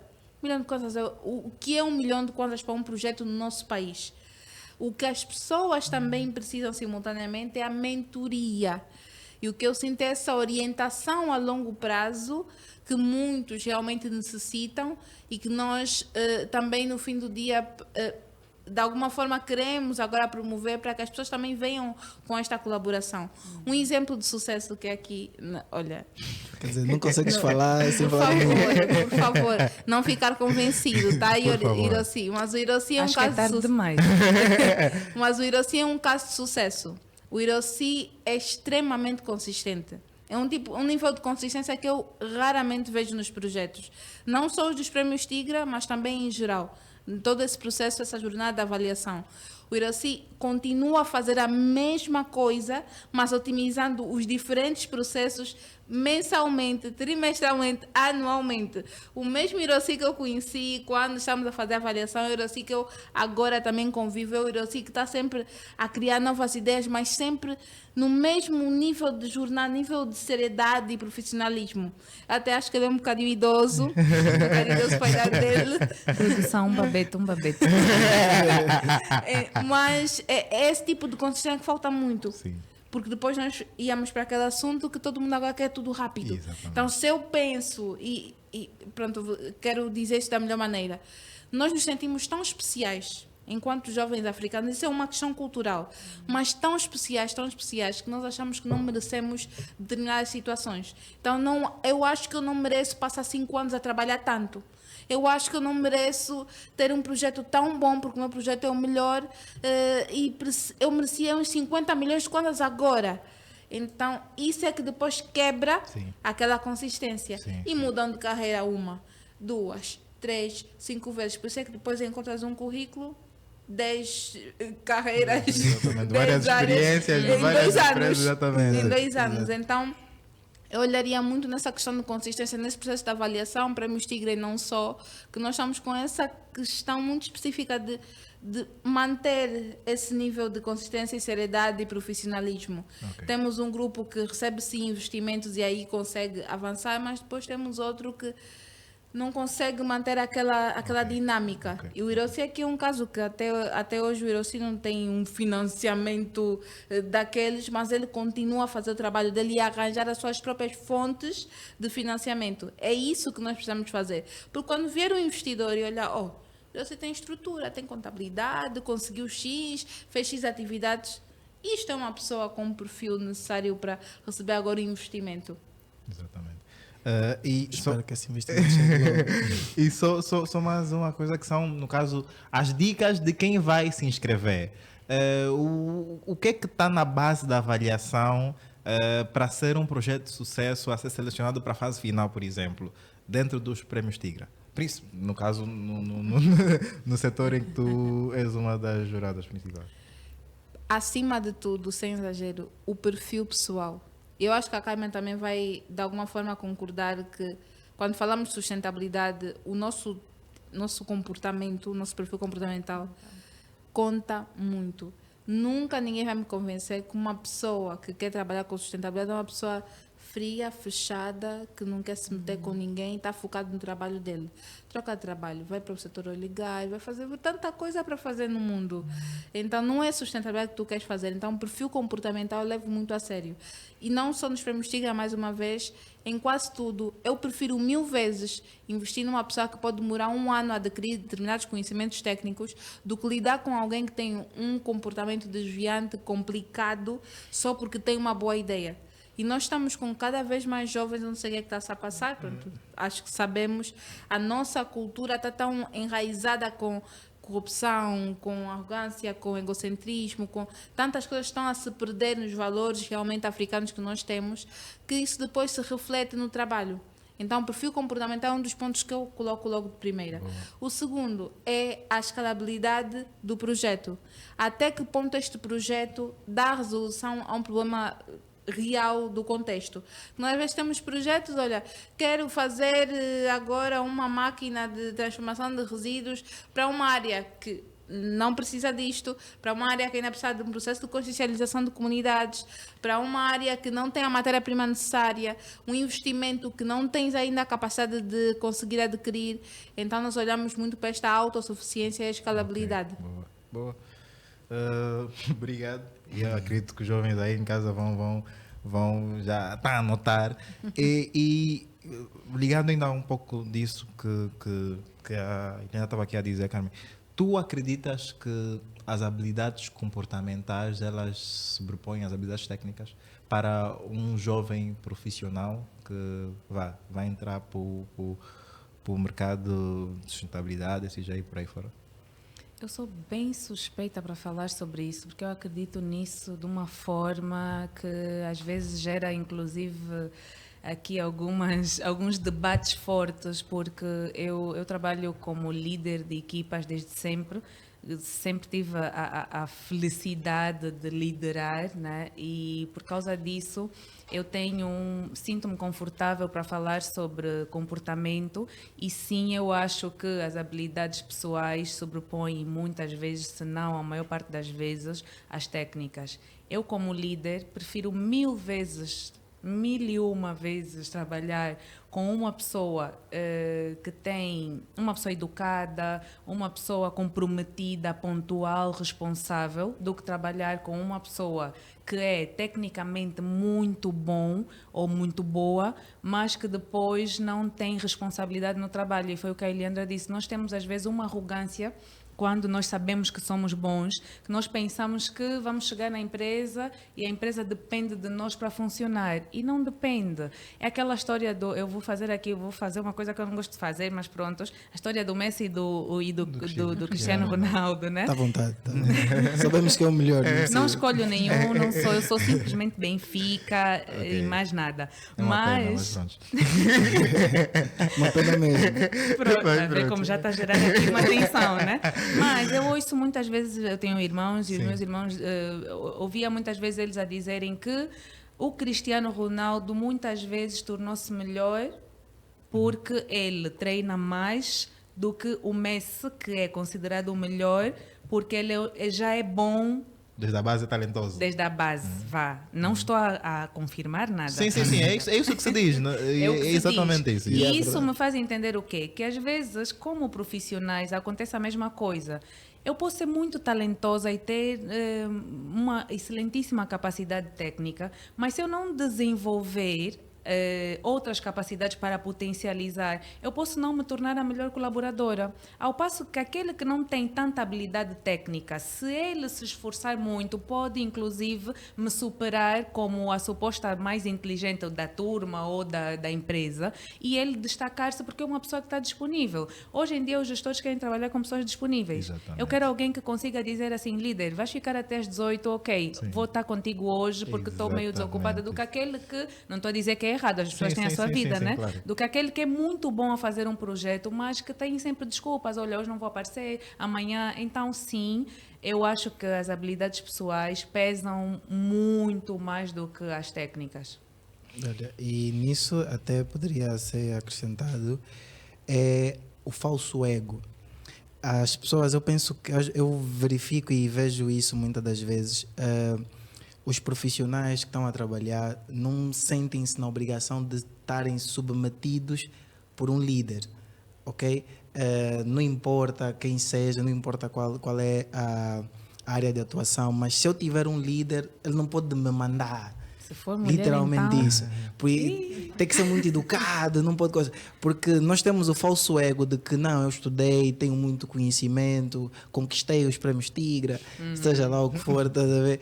E nós pensamos sempre, não, quer dizer que eu já fiz alguma coisa, eu sou grande o suficiente para, mas no final do dia nós temos que provar sempre alguma coisa. Não é a nossa vida, nós somos sempre medidos pelo resultado que nós apresentamos. E para apresentar resultados é preciso tempo. E esse tempo você só consegue aturar quando você tem habilidades comportamentais boas. Essa questão de não, hoje eu fiz um projeto bom, o arquiteto aprovou, a consultora Carmen aprovou, significa dizer que eu já sou perfeito e a empresa não vai funcionar se eu não estiver lá.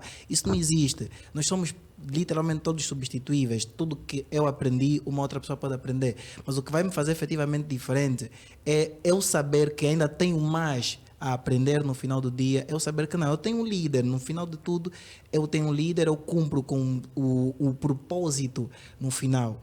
Eu tenho um propósito e esse propósito não se deixa abalar pelo ego, pelas falsas conquistas que nós temos, porque se nós nos compararmos com outras realidades, outros prémios que existem, existe um mar de premiações aí para conquistarmos. Hoje você venceu o Prémio Tigra, tens que pensar no próximo prémio. O Prémio Tigra não te coloca superior a ninguém.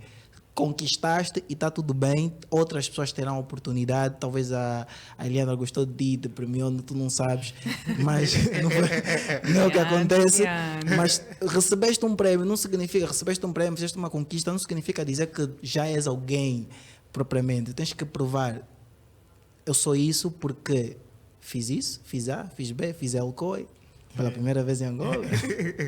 Mas é sobre isso. Temos que ter muito cuidado com o falso ego. Exatamente. Isso é uma nota que eu gostava de dar para os futuros profissionais. Essa questão mesmo de ser tóxico, de não ser um bom colaborador, é muito perigosa, porque hoje em dia, a nível de sustentabilidade corporativa, já se fala muito sobre a medição da felicidade dos colaboradores nas empresas.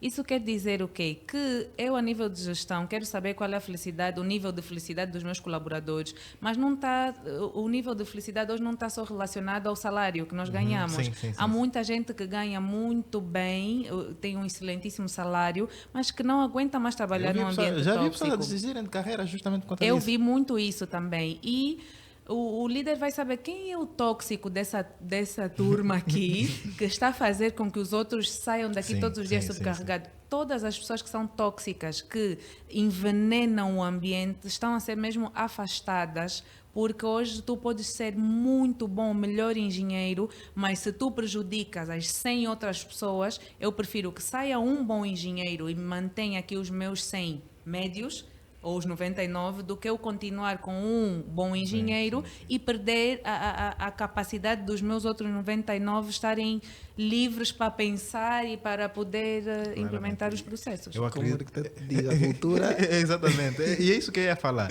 Eu acredito muito nisso, mas muito, muito nisso que eu lidero uma companhia, pronto, um grupo, tem muitos colaboradores. E eu acredito muito na cultura. Eu contrato e dispenso pela cultura. E o que é a cultura? É o conjunto de valores. E estes valores estão ligados às habilidades comportamentais, nem são habilidades técnicas.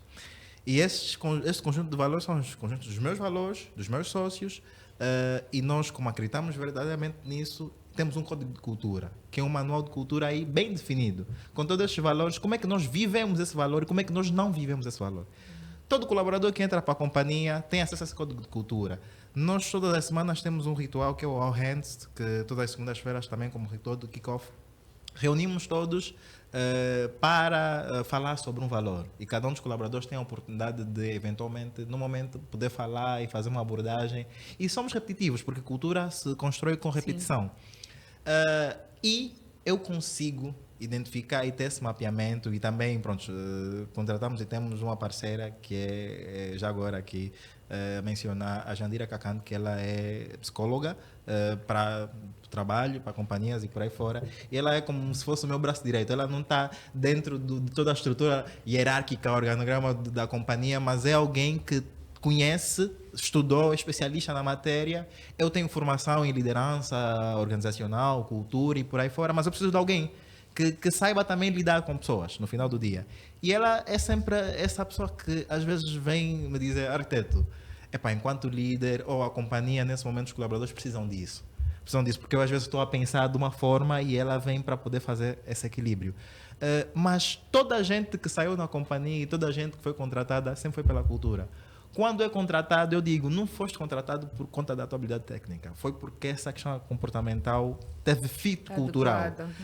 E, naturalmente, se durante o tempo que você está na companhia não tiver fit cultural, você está desalinhado com os valores, também vai ser dispensado. E depois eu vou trazer também a toda a companhia a dizer: olha, o colaborador X foi dispensado porque falhou com esse valor. E como não cumpria com esse valor, não tem como continuar aqui. Por mais técnico e bom que você seja, por isso é que eu estou a dizer, eu acredito verdadeiramente nisso, que as habilidades comportamentais, elas se sobrepõem às habilidades técnicas. Isso, para mim, já nem é discutível. Para mim, não há margem mais de conversa. Habilidades comportamentais estão acima das habilidades técnicas. Pronto, essa é a minha visão. Infelizmente, infelizmente mesmo, Pois é. chegamos ao final, ou estamos a chegar na reta final do nosso programa. Tá vendo? Por isso é que as pessoas gostam desse programa. Realmente.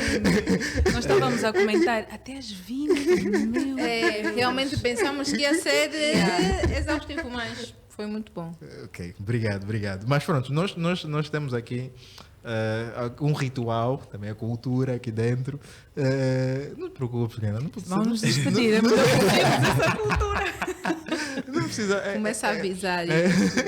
Não, isso tem aqui nada a ver com não é avisado. Isso aqui não é avisado. É mesmo, todos os convidados são apanhados de surpresa. Mas não se preocupem que não tem nada. É teste. Não é teste.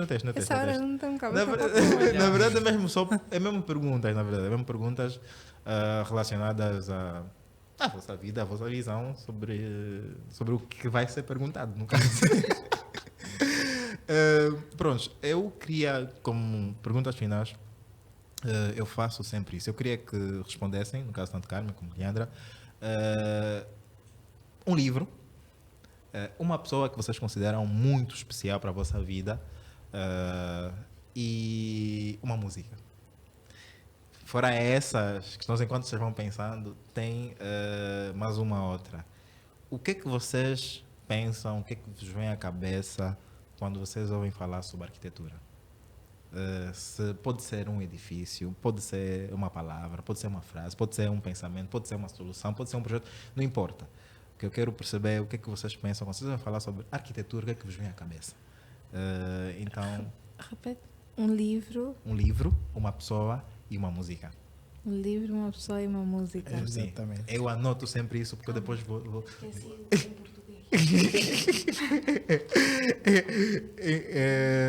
Enquanto, obviamente, as nossas convidadas se preparam para o efeito, eu queria já aqui deixar um agradecimento estendido para toda a nossa audiência, as pessoas que nos acompanharam aqui através da Platina FM 96.8 e também quem vai nos acompanhar depois do programa ser postado no nosso canal do YouTube.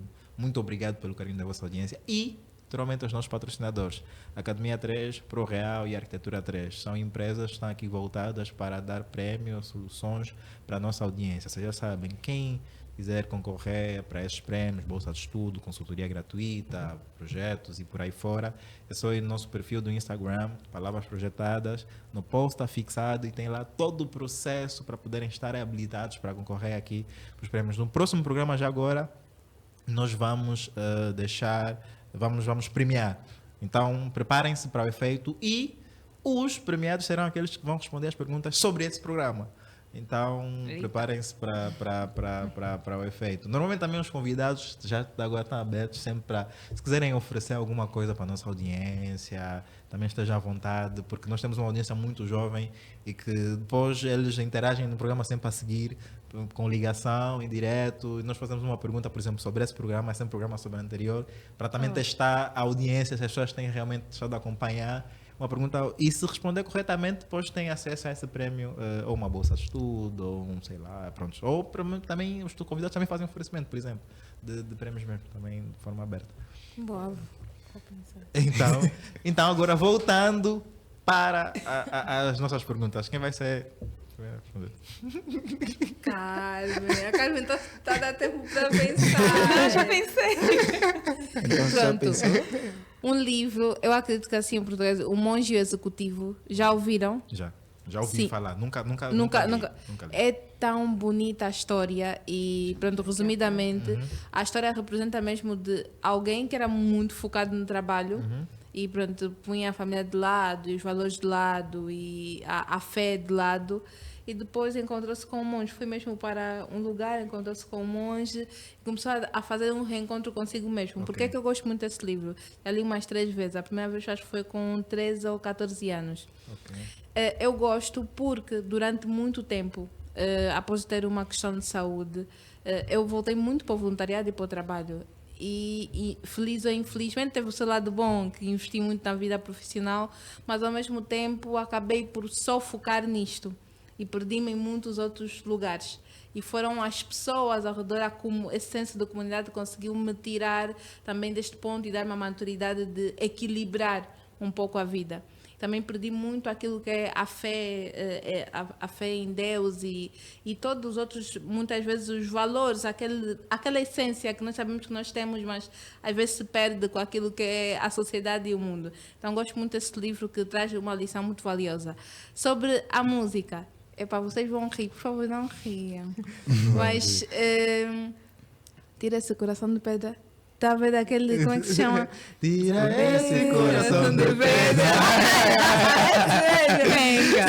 Sabe por que eu gosto? Eu gosto por causa do o cantor. Ok. A história dele é de muita resiliência. Gosto muito, muito dele.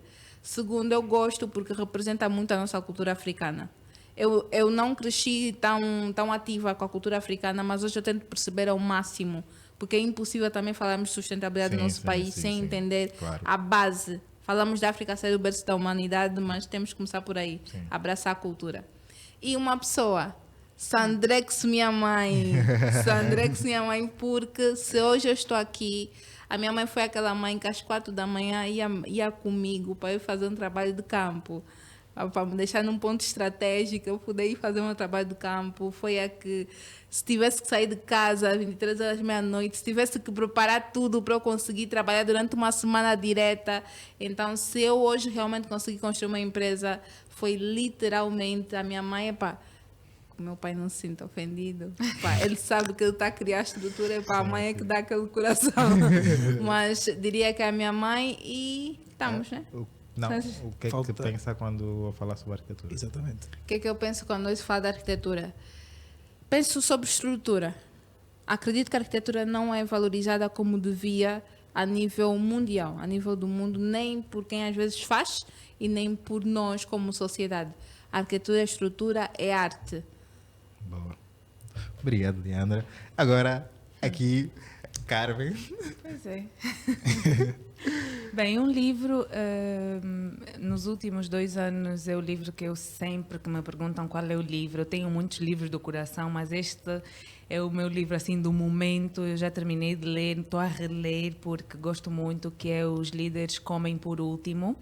É um livro que eu sou completamente apaixonada, porque eu sou uma líder nata e não propriamente falando assim só no âmbito profissional, mas eu levo isso para a minha vida, para todos os âmbitos. Para mim, líderes são sempre aqueles que comem por último, que passam pela porta por último, os que primeiro deixam todo mundo passar, os que deixam todo mundo terminar de comer, os que deixam todo mundo pegar as primeiras coisas. E eu sou essa pessoa. Remete-me muito àquilo que eu gosto de fazer, que é servir.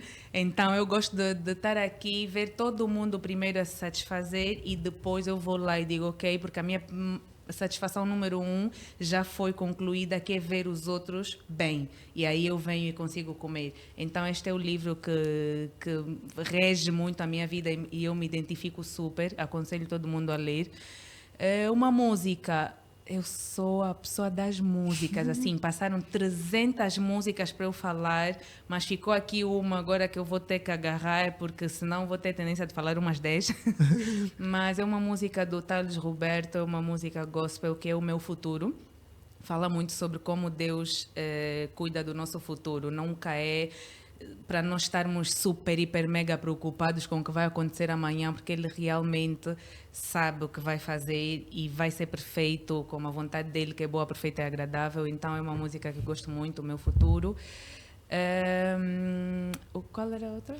Uma pessoa? Uma pessoa, meu Deus. Eu sou a pessoa das muitas coisas, das muitas músicas, dos muitos livros. É difícil para mim ter uma coisa. Eu não tenho cor favorita, comida favorita, eu não tenho nada disso. Mas uma pessoa, eu diria o meu pai, ao contrário da Eliandra, acho que é aqui para equilibrar os egos. Eu diria o meu pai, a minha mãe é o meu lado emocional, o meu lado humano, o meu lado muito humano, vá. O meu pai é o meu lado mais resiliente. O meu pai ensinou-me a ser uma pessoa preparada para a vida. Eu sempre disse que o meu pai, eu acho que ele queria um rapaz quando eu estava a nascer, porque ele preparou-me para trocar lâmpada, para ligar gerador, para trocar pneu, para cumprimentar pessoas, para... Enfim, tudo de forma... Assim, tudo da vida que eu sei hoje, o meu pai me ensinou, e não com teoria com a prática, ele é uma pessoa de serviço, então essa questão que eu falo muito do serviço, meu pai já fez parto assim no meio da estrada porque viu que alguém está a ter o bebê e ele foi lá e fez o parto, então são coisas que falam muito para mim e eu diria que ele se calhar é a pessoa que eu tenho como referência para ser a mulher resiliente que eu sou hoje. Arquitetura. Eu gosto muito da arquitetura, inclusive eu vou fazer uma segunda licenciatura em arquitetura e urbanismo. Uou. Porque eu gosto bastante da arquitetura, muito mesmo. Eu, inclusive, sempre que vou fazer um projeto, eu poderia só dizer, olha, tenho um projeto de melhorar, por exemplo, eu moro sozinha, né? E sempre que eu vou remodelar a minha casa, a pessoa que vai fazer o trabalho, ela já chega, já encontra o desenho pronto. Porque eu tenho uma veia muito da arquitetura, como disse a Eliandra, arquitetura é estrutura, Sim. é resolver, e agora que nós sabemos que a arquitetura é sustentabilidade, nunca mais vou conseguir desassociar. A arquitetura é sustentabilidade, então já era o que eu pensava antes, só que nunca fiz essa correlação entre sustentabilidade e arquitetura, agora já encontrei a palavra perfeita, é sustentabilidade. Boa. Obrigado pelas respostas. Referente ao livro, só queria mencionar que eu estou nesse momento a ler esse livro. Simon Sinek, por acaso é um autor que eu amo. Sim. Eu estou sempre a ouvir falar, mas nunca cheguei a acabar de ler. Li a sinopse, vi também vídeo, mas nunca... Eu amo Simon Sinek. Simon Sinek mudou muito a minha vida, a minha forma de pensar e de encarar a vida. Muito por conta do livro Começo pelo Porquê. Porque ele muda totalmente e ele desafia, porque normalmente as pessoas começam pelo que é. E ele sempre te convida a inverter a ordem. Exato. Comece pelo porquê, porque quando você começa pelo propósito é muito mais forte, impacta muito mais as pessoas. Depois você vai para o como e depois do quê. E normalmente as pessoas quando começam com o quê, depois vão para o como, quase que as pessoas já estão aborrecidas, já nem querem ouvir o porquê. Então, tanto é que vocês veem que a nossa conversa começa pelo propósito. E depois nós começamos a falar sobre o que é que vocês são, como é que vocês são, porque o propósito é muito mais forte no final do dia e eu encaro a minha vida assim e levo isso para toda a vida. E com isso eu quero obviamente agradecer mais uma vez Carmen Barros, Eliandra Batista, muito obrigado, mas muito obrigado mesmo por terem vindo, por terem aceito o nosso convite. Claramente também foi muito possível por conta daqui do Iraci Gonçalves, que é o co-host hoje. De hoje. Muito obrigado também pela presença, obrigado pelas abordagens, pelas perguntas, a forma também como conduziu o programa. Tem jeito para isso, jovem. Tem jeito pra Estamos aqui para melhorar. Tem jeito para isso e pronto, esse programa obviamente é um oferecimento direto da Psicologia Verde, que nós de tempo em tempo trazemos convidados mais para o campo de sustentabilidade e por aí fora para conversarmos sobre esse tema que é muito, mas muito importante e que todo mundo, a sociedade como um todo, deveria se preocupar obviamente com os recursos que nós temos hoje e guardá-los e prepará-los também para as gerações futuras. Iraci, uma mensagem final aqui para a nossa audiência. A última mensagem que eu diria era que nesse momento nós tomamos a terra por empréstimo. Então nós estamos a usá-la por empréstimo e quando nós temos algo emprestado temos que cuidar da melhor forma possível para que a próxima geração, então nós possamos devolver para a próxima geração nas melhores condições possíveis. Uma última palavra, Eliandra, rapidamente assim, só para finalizar. Acreditem na mudança e na transformação. Acredito que nós estamos perante a próxima geração que vai mudar a África. Acredito muito. Caramba. Movam-se pelo propósito, não se deixem ser corrompidos. Há muita coisa hoje aqui, muita oferta para ludibriar, roubar aquilo que é o nosso propósito. Movam-se sempre pelo propósito e eu queria aproveitar para que eu me comprometa. Eu quero oferecer a Impactos, quero oferecer uma mentoria a algum jovem aqui, nosso ouvinte, que queira começar a carreira ESG. E nós vamos fazer uma mentoria de 1 ano. Vocês vão ditar as regras, nós só vamos querer o jovem. Ai, Jesus. Não posso morrer, né? Não pode. Então deixo aqui esse presente, porque eu faço todo o gosto de ter cada vez mais colegas para ajudarem-nos a impulsionar este setor no nosso país. Boa. Muito obrigado. Olha, palavras todas agradecem em nome de toda a equipa, toda a produção. Claramente que vamos preparar e vamos fazê-lo da melhor forma possível para poder beneficiar, obviamente, a nossa audiência. Então, para nós é ficamos muito gratos por isso. Muito obrigado mesmo. Obrigado. Obrigado também pelas palavras, obrigado pelas mensagens, obrigado pelas abordagens, obrigado por tudo, obrigado pela presença. Também agradecer mais uma vez aqui a nossa audiência. Obrigado a toda a produção, toda a equipa da Platina Line, também a produção do Palavras Projetadas, o Manilson, nosso produtor, o José, aqui o videomaker, o Felipe, que também está aí na transmissão, e toda a equipa, obviamente, daqui do Palavras Projetadas. Muito obrigado. Continuação de um ótimo dia. Não sei se o Barça já está a ganhar, mas pronto, daqui a pouco saberei. Continuação de um ótimo dia, de uma boa noite e continuação também de uma boa semana. Até o próximo episódio e até já. A Rádio é Platina FM. Muito mais som, Uma dose exata à sua medida. mais alegria no seu rádio. Platina